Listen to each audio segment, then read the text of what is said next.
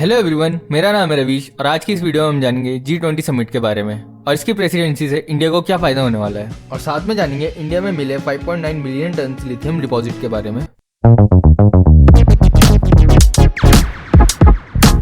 तो जानते हैं आखिर G20 समिट क्या है। G20 जो है वो 20 देशों का ग्रुप है जिसमें दुनिया की 60% पॉपुलेशन आती है। ये 20 कंट्रीज 90% ग्लोबल जीडीपी और 80% ग्लोबल ट्रेड को रिप्रेजेंट करती है। G20 कंट्रीज का मेन फोकस जो है वो trade, sustainable development, health, agriculture, energy, environment, climate change, anti corruption और इकोनॉमिक कोऑपरेशन पर रहता है। तो G20 कंट्रीज की हम बात करें तो इनमें ये सभी कंट्रीज आती हैं। G20 का कोई परमानेंट प्रेसिडेंट नहीं होता, इसकी प्रेसिडेंसी हर साल रोटेट होती है। इस साल ये प्रेसिडेंसी भारत को मिली है और इससे पहले ये प्रेसिडेंसी इंडोनेशिया के पास थी। प्रेसिडेंसी है तो इंडिया के पास, पर इसमें भी 3 अलग अलग कंट्रीज का रोल होता है जिसे हम ट्रॉइका भी कहते हैं, जिसमें प्रीवियस प्रेसिडेंसी, करंट प्रेसिडेंसी और अपकमिंग प्रेसिडेंसी इंक्लूड होती है। जैसे कि प्रीवियस प्रेसिडेंसी इंडोनेशिया के पास थी, करंट है इंडिया के पास और अपकमिंग में है ब्राजील। इंडिया इस साल G20 समिट को होस्ट कर रहा है, तो इस बार की जो थीम है G20 समिट की वो है वसुधैव कुटुंबकम, जिसका मतलब होता है one earth, one family, one future. G20 में डेवलप्ड और डेवलपिंग दोनों ही कंट्रीज का इक्वल रोल होता है और जैसा कि हमने ट्रॉइका में देखा था, तो इस बार इंडिया के साथ साथ इंडोनेशिया और ब्राजील तीनों ही डेवलपिंग कंट्रीज हैं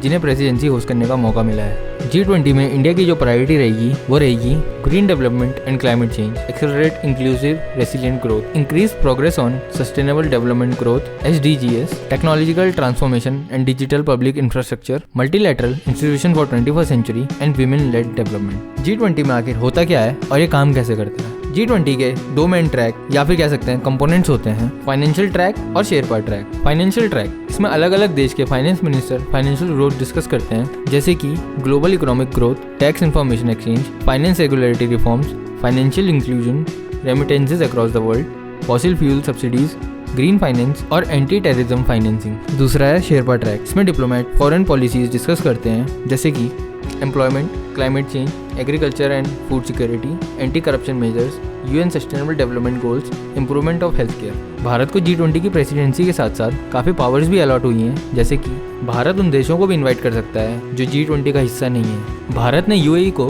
एज अ गेस्ट इनवाइट किया है। UAE नहीं, भारत ने Bangladesh, Egypt, Mauritius, Netherland, Nigeria, Oman, Singapore और स्पेन को भी इन्विटेशन भेजा है। PM मोदी ने बाली की G20 समिट में कहा था कि मल्टीलैटरल इंस्टीट्यूशंस फेल हो रहे हैं। UN, WHO और WTO ये सारे इंस्टीट्यूशंस डेवलप्ड नेशंस के इशारों पे चलते हैं। ये वक्त भारत के लिए काफ़ी इंपॉर्टेंट है क्योंकि इस वक्त हम रशिया, सऊदी अरेबिया और USA से डायरेक्ट बात कर सकते हैं। हमारी डिप्लोमेसी काफ़ी रिवाइव हुई है in the past years and the credit goes to our diplomats, PM Modi and NSA। कुछ वक्त पहले गवर्नमेंट ऑफ इंडिया ने ऑल पार्टी मीटिंग रखी जिसमें सभी पार्टी के लीडर्स साथ में आए। उससे ये समझ में आया कि पार्टीज अलग अलग हो सकती हैं, अपोजिशन में हो सकती हैं, पर दुनिया के सामने हमें एक यूनाइटेड भारत आना होगा। हाल ही में जयपुर में G20 समिट की मीटिंग हुई जहाँ अलग अलग देश के रिप्रेजेंटेटिव्स, IFS और डिप्लोमेट्स आए और उन्होंने हमारे कल्चर को देखा, समझा और डिजिटल पेमेंट सिस्टम को भी एक्सपीरियंस किया। डिजिटल पेमेंट सिस्टम में UPI भारत का सबसे बड़ा अचीवमेंट है। UPI को हम जितना अंडररेटेड समझते हैं उतना ही रेवोल्यूशनरी है। तो अब बात करते हैं जापान और फ्रांस क्यों इंडिया के ऊपर दबाव डाल रहे हैं। जैसे कि इंडिया इस साल G20 की प्रेसिडेंसी को होस्ट कर रहा है, तो जापान और फ्रांस चाहते हैं कि इंडिया रशिया को अपोज करे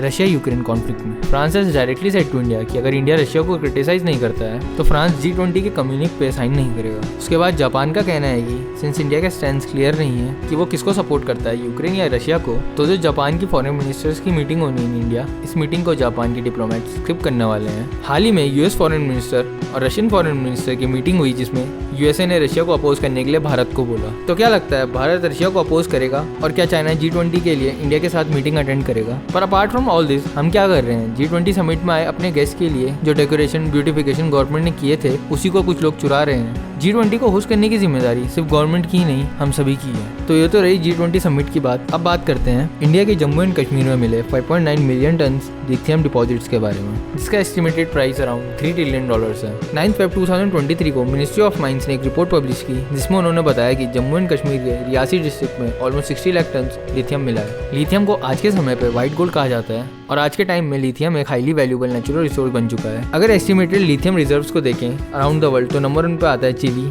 around 9.2 million ton of deposits, और दूसरे नंबर पे आता है ऑस्ट्रेलिया 5.7 टन ऑफ डिपॉजिट्स। तो इसका मतलब ये कि इंडिया सेकंड नंबर पे आता है लिथियम रिजर्व्स में। जैसे कि गल्फ कंट्रीज जो कि सिर्फ एक रेगिस्तान हुआ करते थे और तेल निकलने की वजह से आज इतने अमीर बन चुके हैं, क्या इंडिया भी लिथियम की मदद से इतना अमीर बन सकता है? Let's find out. लिथियम का यूज मोबाइल फोन की बैटरीज और इलेक्ट्रिक कार्स में किया जाता है। Lithium batteries lead acid batteries के मुकाबले 60% हल्की होती हैं और इनका लाइफ स्पैन भी 10 टाइम्स ज़्यादा होता है। एज पर 2021 रिपोर्ट, इंडिया हर साल 8,800 करोड़ की लिथियम बैटरीज और 170 करोड़ का लिथियम मेटल इंपोर्ट करता है। जो लिथियम रिजर्व हमें जम्मू एंड कश्मीर में मिले हैं उन्हें हम इंफ्रारेड रिसोर्सेज की कैटेगरी में डालते हैं। इंफ्रारेड रिसोर्सेज का मतलब वो रिसोर्सेज जिनकी क्वांटिटी और क्वालिटी के बारे में हम सिर्फ अंदाज़ा लगा सकते हैं, लेकिन हम कंफर्म नहीं कह सकते कि लिथियम की क्वांटिटी क्या होगी, क्वालिटी क्या होगी, कोई इकोनॉमिकली माइन करना पॉसिबल है या नहीं, कितनी कॉस्ट लगेगी माइन करने में, इन सब चीज़ों के बारे में हम ज़्यादा नहीं जानते। लिथियम आयन बैटरीज का सबसे बड़ा प्रोड्यूसर और एक्सपोर्टर है चाइना। वर्ल्ड की 75% से ज़्यादा लिथियम आयन बैटरीज सिर्फ चाइना में बनती हैं। खास बात तो ये है कि चाइना में लिथियम रिजर्व्स काफ़ी कम है,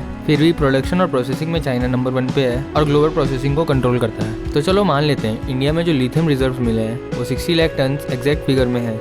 इकोनॉमिकली प्रॉफिटेबल होगा इन्हें माइन करना और एनवायरनमेंट इम्पैक्ट इनका ज़्यादा नहीं होगा, तो इसका इंडियन इकोनॉमी पर और जियोपॉलिटिक्स पर क्या इम्पैक्ट पड़ेगा। जैसे गल्फ कंट्रीज की किस्मत बदली वहाँ से तेल निकलने के बाद, वैसे ही इंडिया की किस्मत बदल जाएगी। इंडियन इकोनॉमी स्ट्रांग होगी, इंडिया की जीडीपी डबल फिगर से ग्रो करेगी और साथ में ग्रोथ देखने को मिलेगी। लेकिन साथ ही साथ गवर्नमेंट को इंश्योर करना पड़ेगा कि इसमें करप्शन और मिसमैनेजमेंट जैसी सिचुएशन पैदा ना हो, क्योंकि अगर नेचुरल रिसोर्सेज में करप्शन या मिसमैनेजमेंट देखने को मिला तो इससे काफी बड़ा लॉस इंडिया को तो होगा ही, पर साथ में इंडिया की ग्रोथ भी 10 साल पीछे चली जाएगी। अगर यूएस के पास टेस्ला है तो इंडिया के पास टाटा और महिंद्रा है जो कि वर्ल्ड क्लास ईवीज बना रही हैं, और लिथियम रिजर्व्स इंडिया में मिलने के बाद ये गाड़ियां और भी बजट फ्रेंडली हो जाएंगी। आज टाटा महिंद्रा की गाड़ियां बनती तो इंडिया में है, लेकिन उनकी बैटरीज चाइना से इंपोर्ट होती हैं, जिसका मतलब ये गाड़ियां होती तो मेड इन इंडिया है, लेकिन उनके अंदर चाइना में बने कुछ पार्ट्स मौजूद होते हैं जिसे चाइना कंट्रोल करता है। इसी चाइना के डोमिनेंस को कम करने के लिए इंडिया को अपने ईवी सेक्टर को ग्रो करना पड़ेगा। इंडिया और चाइना में एक सिमिलैरिटी है कि यहाँ की लेबर कॉस्ट सस्ती है, लेकिन चाइना की जो लेबर है वो स्किल्ड लेबर है और इंडिया की जो लेबर है वो अनस्किल्ड लेबर है। इंडिया को अपनी लेबर को स्किल्ड करना पड़ेगा ताकि वो चाइना जैसे देशों के साथ कम्पीट कर सके। That's all for today. अगर आपको इस वीडियो से वैल्यू मिली तो इस वीडियो को शेयर करें।